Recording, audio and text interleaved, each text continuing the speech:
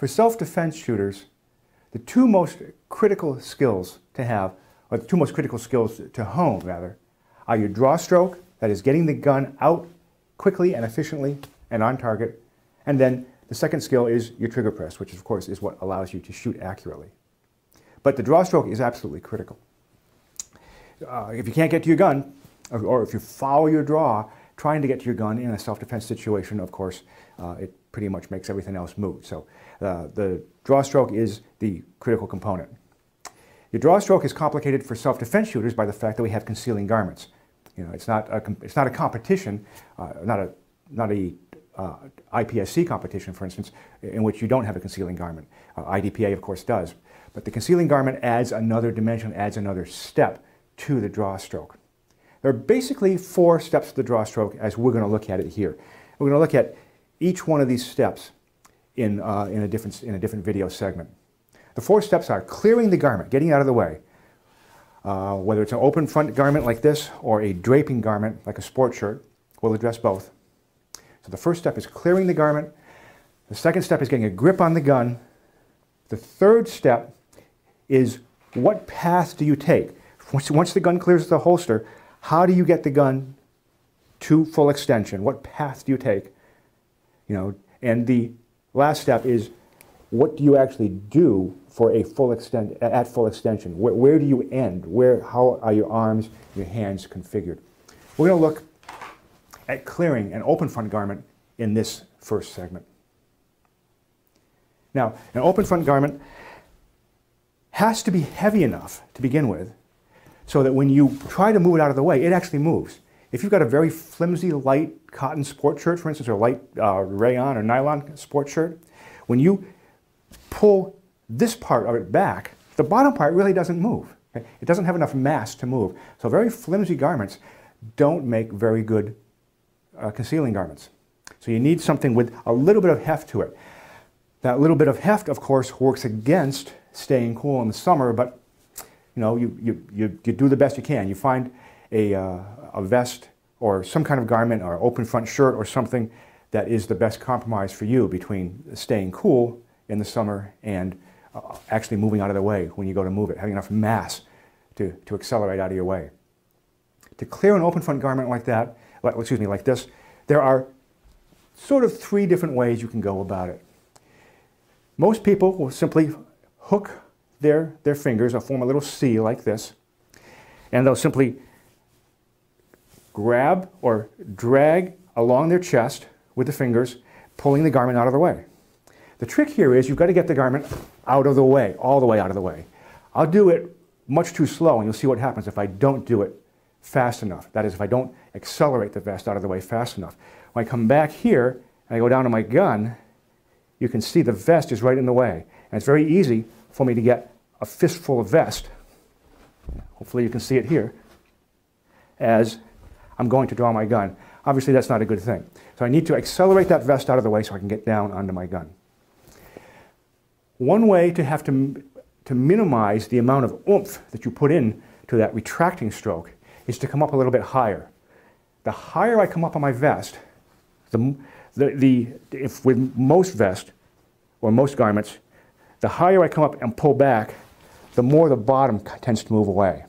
So I can get away, whereas if I'm coming along my midsection by my sternum, I may have to put that much oomph into it. Along the top, I may only have to do that much oomph, which isn't very much, and drop my hand down. So if you can manage, if your shoulders will allow you to do the sweeping movement up high, you had a real advantage. Not only do you have to put less movement into it, but you might get away with a slightly lighter weight garment. Lastly, some people like to actually grab the vest, actually acquire a grip on it and throw it out of the way. I suppose you can do that if nothing else works for you. If that's instinctive for you to do, there's nothing wrong with it. Most of us will find that that's not particularly intuitive and it just adds time. But if that's what comes naturally to you, by all means, stick with it. So clearing an open front garment, those are your basic ways, those are your basic trade-offs. Now there's an old trick that gunfighters have used for years to help get their concealing garment out of the way. I mean, it used to be sport coats back in the 50s and 60s. That's what men wore. Now, well, now we wear open front shirts or vests. But if you want to help this garment get out of the way, you add a little bit of mass to it. You take your keys, your pocket change, something like that, put it in the front pocket of your concealing garment, and now when you go to sweep it out of the way, now you've got a little bit of mass that actually zips out of the way as you apply the velocity of your hand movement. The second thing to notice about, or to be cognizant of when you're clearing a concealing garment, is that you may wind up moving a little bit. You know, ideally, your draw stroke, your upper body, shouldn't move. It should just stay stationary, and the gun should come out in as efficient a motion as possible. It's natural for most people to sort of swivel their hips a little bit, particularly as they're trying to clear a concealing garment. And if what it takes is a hip swivel to help you get that vest out of the way, or that concealing garment, I mean, if that hip swivel brings you from 98% to 99.99% reliability, then it's worth it. It's worth giving up the little bit of time that adds. It's worth giving up the little bit of complexity that adds to the rest of your draw stroke. So this is the hip swivel is one of those things that defensive shooters often make trade-offs about. That is, we will often sacrifice a little bit of speed for reliability, because reliability is king when you're trying to defend your life. If your gun is concealed by a draping garment, then you need to clearly pull this draping garment out of the way in order to access your gun. Whether your gun is carried in the appendix position or on the hip, either way you need to pull this garment out of the way. The first thing to say about getting that garment out of the way is that you need to pull the garment up, not out. What do I mean by that? What I mean is, quite often you'll see people grab their shirt with one or two hands, either way they do it, and they will try to pull it out. That is, they're trying to do this motion. What they need to be doing is this motion, straight up. Because if you try to do it this way, the back of the shirt, the back of the draping garment is going to get hung up on either your butt or the holster of your gun if it's carried in the hip position. So you want to come straight up. Now, in terms of coming straight up, there's two techniques to doing this. And I should point out that it might sound like we're being kind of anal compulsive about worrying about these little tiny details of how do you grab your shirt. Well, those little tiny details are really important, because the thing that is most likely to get flubbed up if you're trying to access your gun in a hurry is getting this garment out of the way. Once this garment's out of the way, you probably aren't going to have much trouble getting your hand on the gun and getting the gun out. It's clearing the garment that's the hard part. So there's two primary ways to grab your garment in order to clear it. The first is the cup method. You form a little C or a little cup with your hand, such as this, and you reach underneath your garment, and with this hook that you just made, you lift the garment up to access your gun. The problem with this, although it's quite intuitive, and if it works for you, great, but the problem with this is you now have to do something else. Once I've got my shirt up here, if I simply go for the gun now, you can see what happens. As soon as I let go to go grab the gun, gravity pulls my shirt down. So in order for that not to happen, and to make this technique work, what I need to do is now rotate my thumb downwards, changing my grip. My thumb is now in a position, hopefully, to rest right on my chest, or very close to it. And I now ride that thumb down and access the gun. And as you can see right here when I'm trying to do the slow motion, it's not entirely foolproof. Sometimes when you turn your thumb, you're going to get some shirt. So, you know, there's a little sometimes throwing the shirt up and going down, and that just gets a little hard. If you practice and you make it work for you reliably, and you always wear the same kind of draping garment so you know it's going to work, that's great. But that's the gotcha, that's the catch, that's the con of using the cup method to access your gun. The other method is to use your hook, excuse me, is to use your thumbs. And you form a little hook with your thumb, and you come underneath your draping garment, and you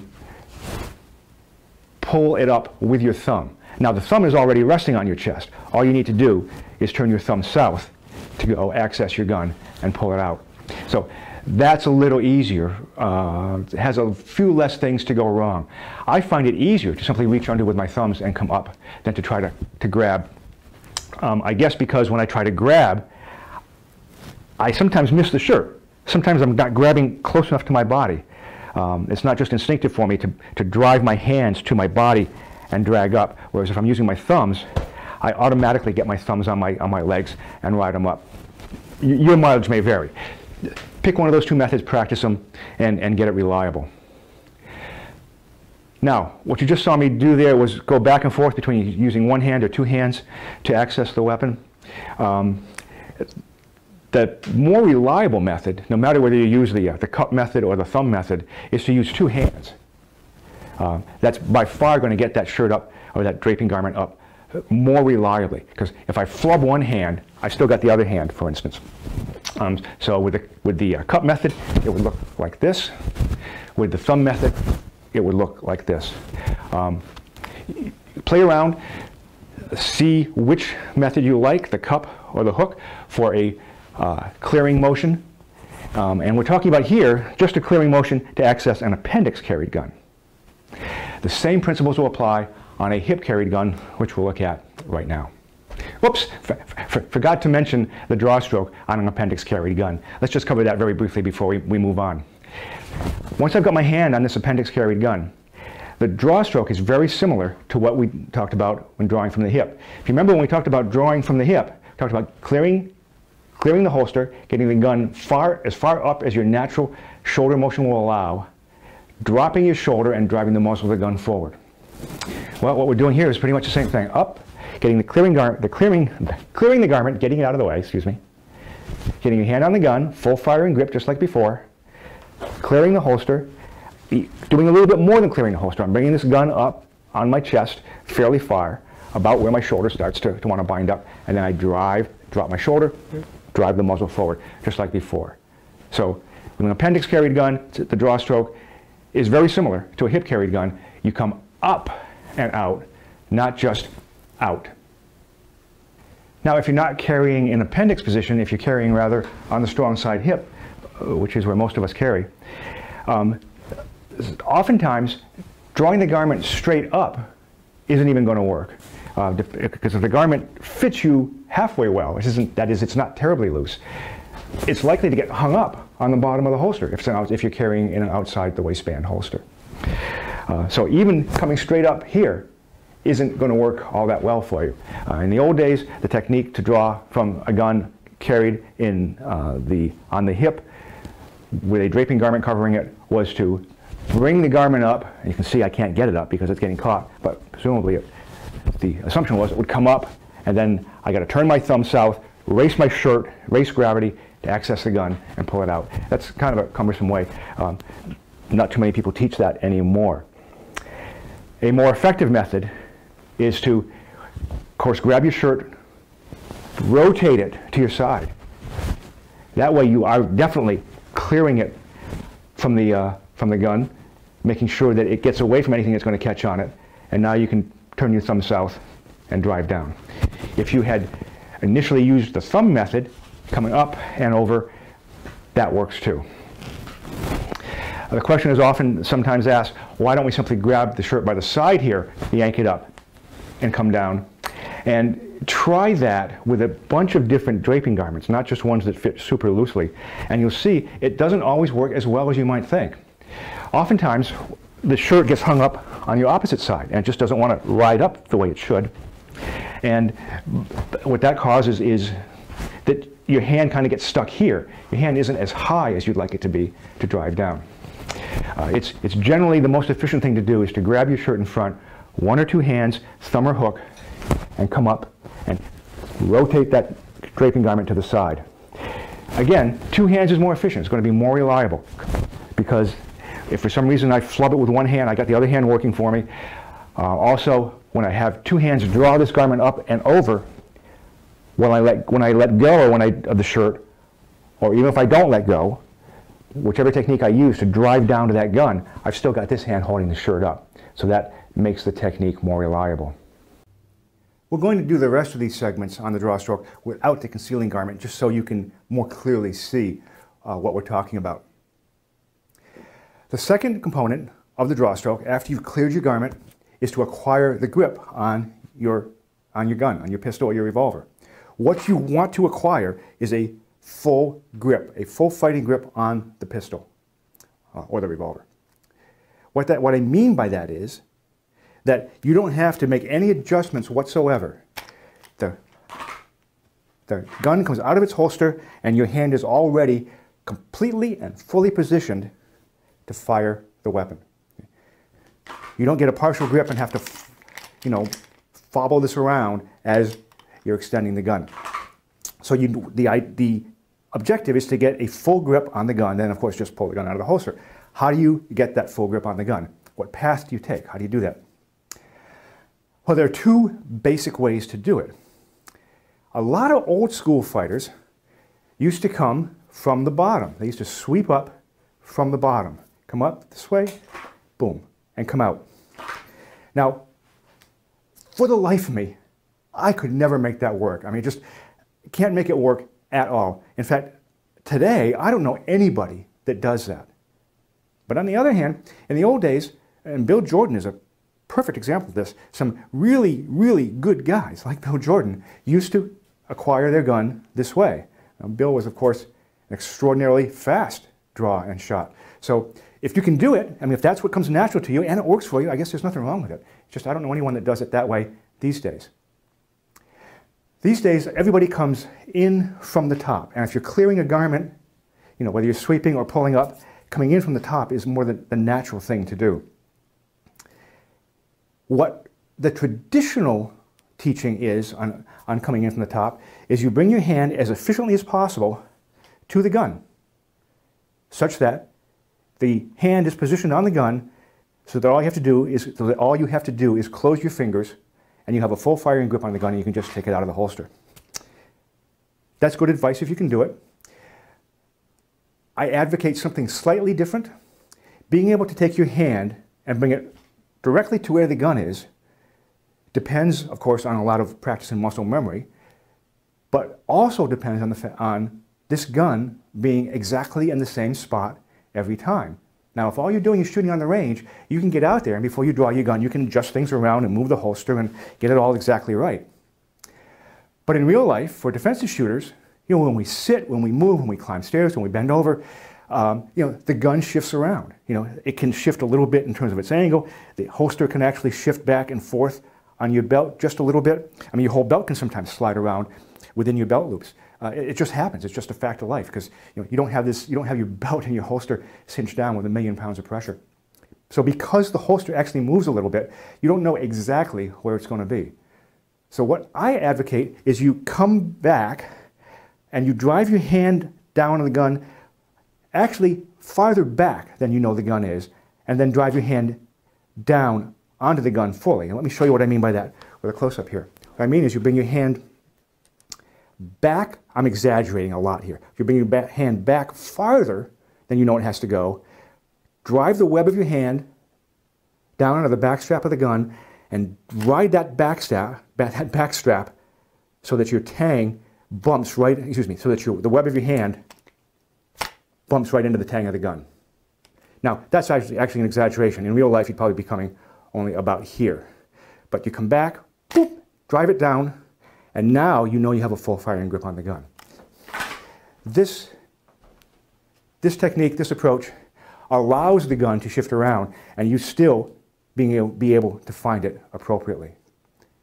So those are the two ways to find the grip on the gun. Either coming from underneath, and more power to you if you can do it, or coming back from the top, coming down from the top. And if you come down from the top, I recommend you come down not just from the top, but also a little bit from the back to compensate for any gun shift. After you've cleared your garment, after you've acquired your grip on the gun, the next thing you need to do is get this gun out to its fully extended position.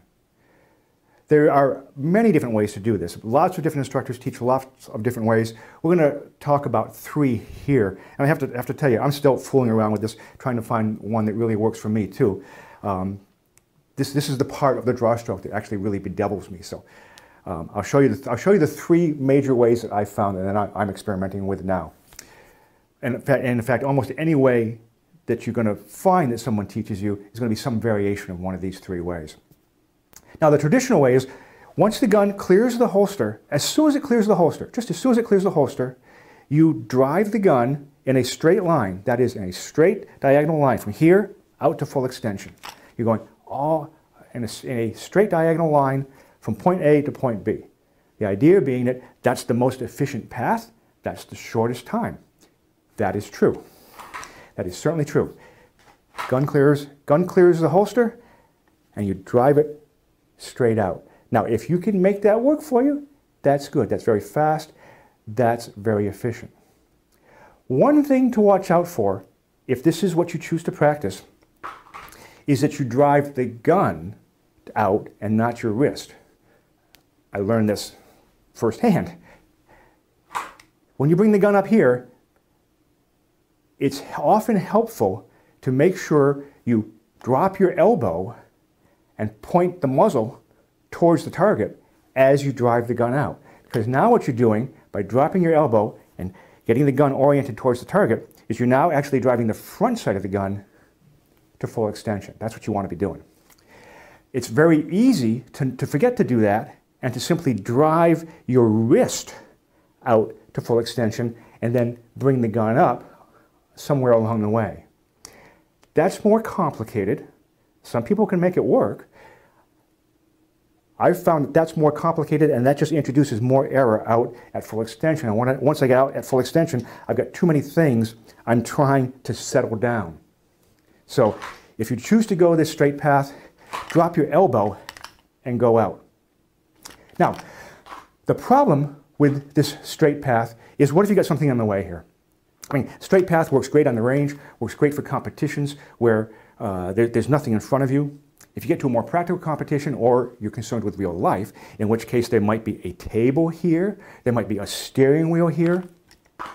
If all your muscle memory says, clear holster, drive straight to target, or assailant in this case, well, you are going to hit that table, that steering wheel. I mean, your mind is going to be so focused, we're going to be so much in the groove of doing what it's always done successfully, that you're just going to hit those intermediate objects, follow your draw stroke, maybe even knock the gun out of your hand.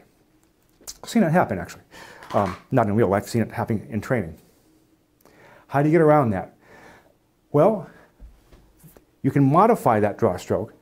Instead of coming out and as soon as you clear the holster, driving towards the target, what you do is, and this is going to look not very much different, but it feels a lot different, and it actually is physically a little different, is I come up as far as I can, as far as my shoulder allows me to bring this gun up. For most people, that will be the point at which your thumb, the first knuckle of your thumb here, is just touching right next to your nipple. Right, and then at that point, you drive the gun, drive the front sight. You drop your shoulder and drive the front sight towards the target. It looks like this, up and out. Compare that to just clear and out. I hope you can see the difference. Practicing that way, that is coming up high and driving out, does two things. One is it actually gets you high enough that you will probably clear most tables, and you can work your way around most steering wheels without too much problem. But it conditions your mind that you're coming up and out, not just out. And you're more likely, when there's an intermediate object in your way, which you're going to be aware of, it's more likely that that mental state of up and out or up and over is going to take hold, and you are going to clear whatever the obstructing object is.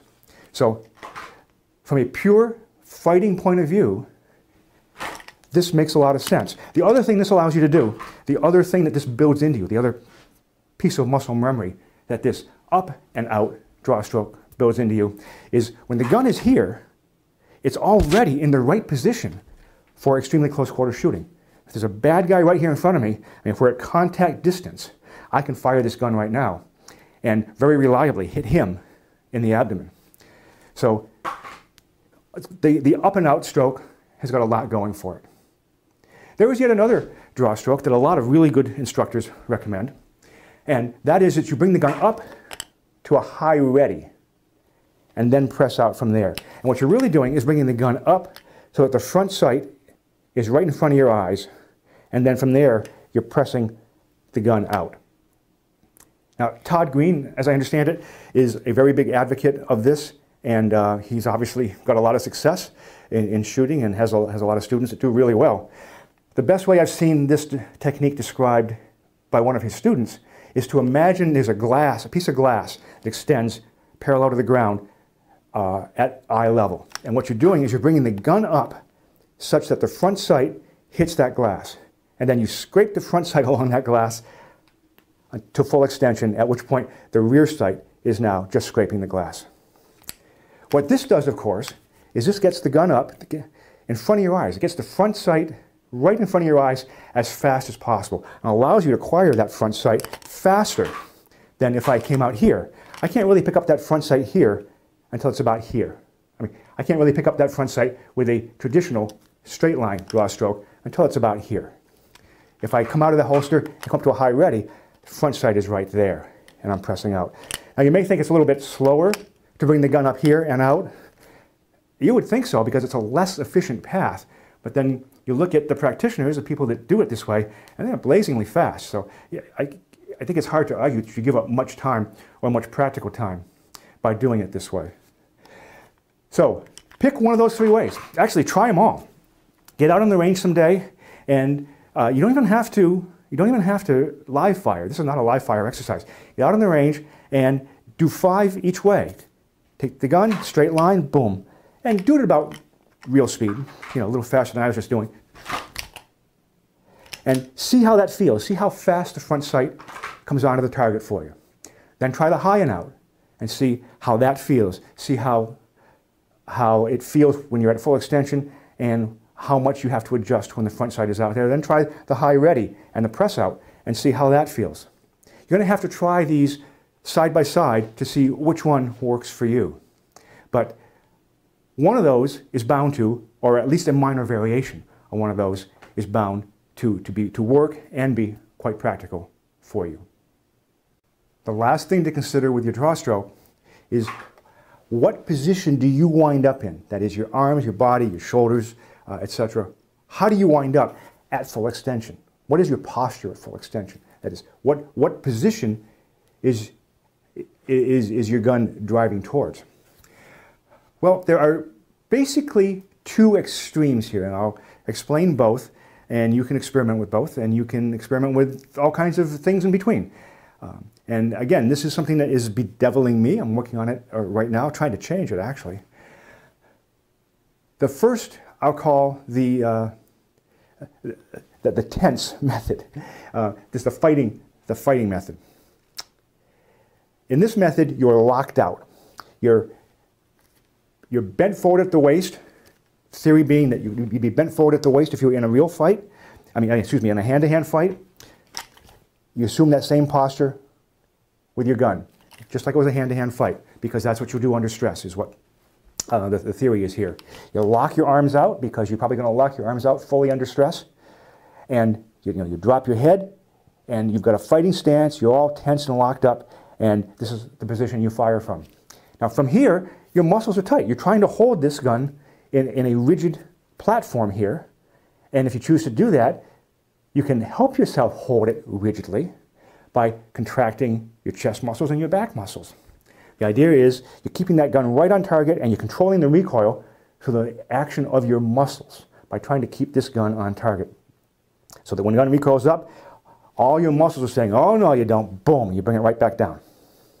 Now, a lot of people shoot really well that way. They really do. It's very tiring to shoot that way, though, I'll tell you. And it is, we know it's a suboptimal way to shoot, because no top-ranked, even no state class competitive shooter shoots that way.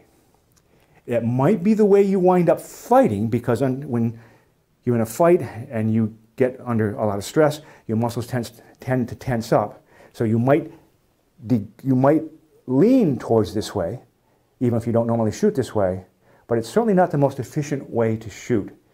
And I say it's very exhausting to do. You shoot a few hundred rounds that way, you're done for the day. It's really tiring. A better way to shoot, looking at it from a pure shooting point of view, is to have your full extension position, your shooting position, look like this. Now let me come out of the holster. both ways, so I can show you. The first way, I talked about the tense way, the police way, because this is the way most cops learn, is you come out, and you're fighting, and you're tense, like that.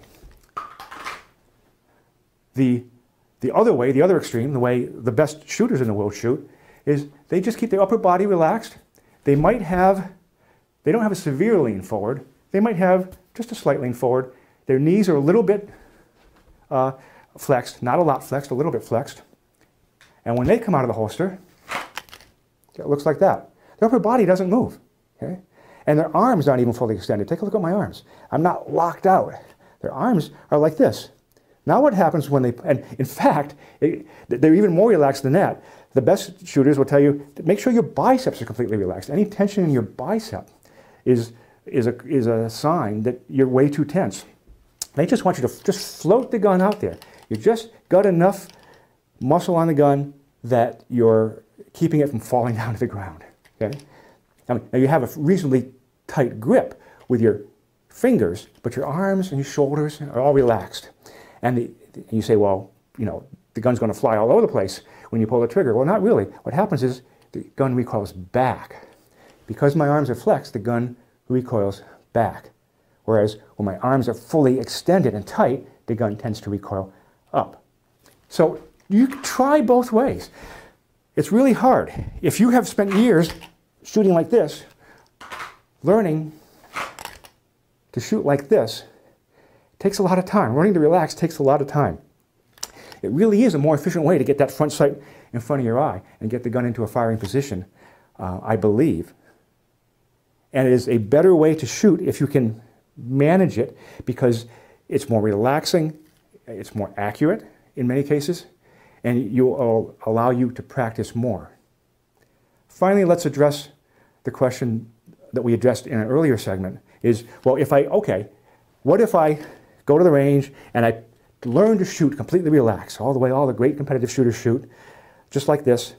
Well, when the real thing comes, aren't I going to wind up tensing up, you know, like the way I used to shoot, for instance? And the answer is, yeah, you might. Yeah, you might. But nonetheless, this isn't so completely different from this. You're not doing a completely different thing. You're just slightly degrading it.